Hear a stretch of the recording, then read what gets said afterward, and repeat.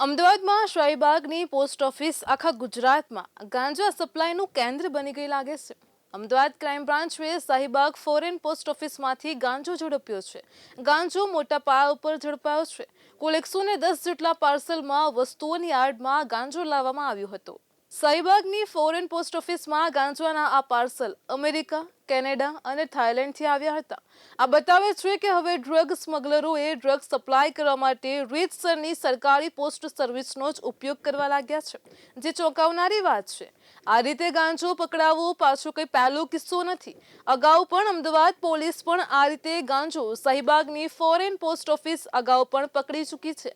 પોલીસે પકડેલા પાર્સલ ગુજરાતમાં અમદાવાદ સહિત 10 જિલ્લાઓમાં જવાના હતા।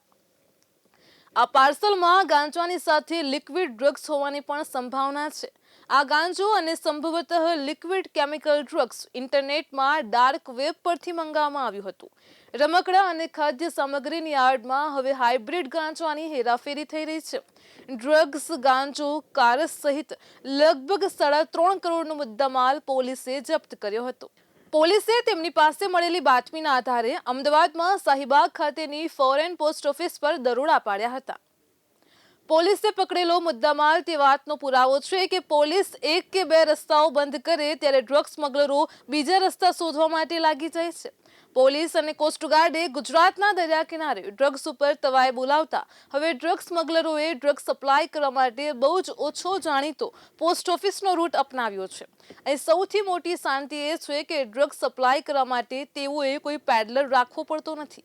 સરકારી પોસ્ટમેન પોતે જ અહીં ડ્રગ પેડલર બનીને તે પાર્સલ જે તે સ્થળે પહોંચાડી દે છે। પકડાવવાની કોઈ ઝંઝટ જ રહેતી નથી। પોલીસે પકડેલા પાર્સલને જુઓ તો જાણે ગિફ્ટ પેક જ લાગે।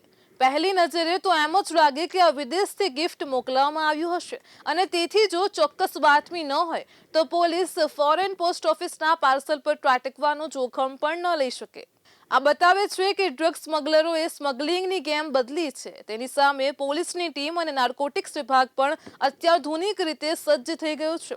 તે પણ ગાંજો, લિક્વિડ ડ્રગ્સ અને વિવિધ સ્વરૂપમાં માદક પદાર્થોને પકડવા માટે નવી પદ્ધતિઓ વિકસાવી રહી છે। બીજા શબ્દોમાં કહીએ તો ડ્રગ્સના સ્મગલરો અને પોલીસ વચ્ચે ઉંદર બિલાડીની રમત ચાલી રહી છે।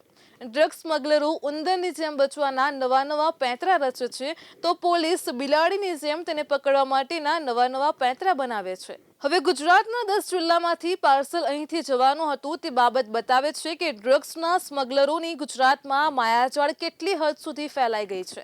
તેની સાથે ગુજરાતના લગભગ દરેક જિલ્લામાં ડ્રગ્સનું દૂષણ કેમ આટલું વ્યાપક બની ગયું છે તે પણ એક સળગતો સવાલ છે।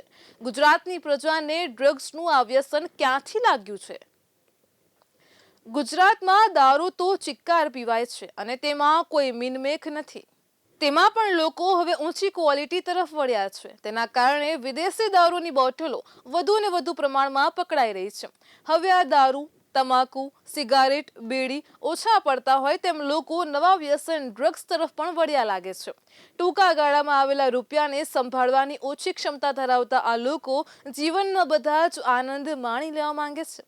તેના જ ભાગરૂપે તેઓ પોતે બીજાથી અલગ અને વિશેષ છે તે બતાવવા દારૂ કે સિગરેટ અથવા તો બીડીમાં પડતા નથી પણ ડ્રગ્સ લે છે। ગુજરાતમાં યોજાતી રેવ પાર્ટીઓમાં ડ્રગ્સ જાણે કોમન બની ગયું હોય તેવી વાત છે। પોલીસે આજે ડ્રગ્સ પકડવા માટે રોજે રોજ જેટલી મહેનત કરવી પડે છે તેટલી અગાઉ ક્યારેય કરવી પડતી નથી। કેટલાય લોકો વિવિધ સ્વરૂપમાં ડ્રગ્સ ઉગાડી રહ્યા છે। કેટલાક તો રીતસર હાઇડ્રોપોનિક્સ પદ્ધતિથી ગાંજાની રીતસરની ઘરોમાં જ ખેતી કરે છે। પોલીસે આવા અમુક કિસ્સા પણ પકડ્યા છે પરંતુ બધામાં તેને બાતમી મળતી નથી। બાતમીદાર બીજું કશું જ નહીં પણ પોલીસની આંખ અને કાન હોય છે। પોલીસ તેના વગર અત્યંત આંધળી બની જાય છે। ગુજરાતમાં જે રીતે ડ્રગ્સ ઠલવાઈ રહ્યો છે તે જોતા તે આગામી દિવસોમાં ડ્રગ્સ સપ્લાય ચેનનો હિસ્સો બની જાય તો આશ્ચર્ય નહીં થાય। તેમાં પણ રાજ્યમાં યોજાતી રેવ પાર્ટીઓના લીધે તેને ડ્રગ્સનો ઉપયોગ કરનારા મોટા પ્રમાણમાં મળી રહેવાના। આ ઉપરાંત ગુજરાતી ફિલ્મ ઇન્ડસ્ટ્રી, ગુજરાતી ગીતોનો ઉદ્યોગ અને ટીવી સિરિયલો પણ કાઠું કાઢી રહી છે। આ સંજોગોમાં રોજના 12 કલાક કામ કરતા કલાકારો માટે સતત ફ્રેશ રહેવા માટે ડ્રગ્સ લેવા સિવાય બીજો કોઈ આરો જ નથી। આના પગલે ગુજરાતમાં આગામી સમયમાં ડ્રગ્સનો ઉપયોગ ઘટવાનો નહીં પણ સતત વધવાનો છે।